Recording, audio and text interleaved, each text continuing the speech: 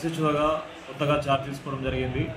ఈ సందర్భంగా బోధన్ రూరల్ గ్రామాల ప్రజలందరికీ మా పోలీస్ వారి తరపున తెలియజేయడం ఏమనగా, ప్రజలు ఎవరు కూడా వారికి ఏ సమస్య వచ్చినా కూడా నిర్భయంగా పోలీస్ స్టేషన్కి వచ్చి సమాచారం ఇవ్వగలరు. అదేవిధంగా ఏ ఇన్సిడెంట్ అయినా కూడా ఏదైనా అత్యవసర పరిస్థితుల్లో డయల్ 100 కాల్ చేయవలసిందిగా కోరుతున్నాము. ఎవరు కూడా ప్రజలు పోలీస్ స్టేషన్కు నిర్భయంగా రావచ్చు అని ఈ సందర్భంగా తెలియజేస్తున్నాం.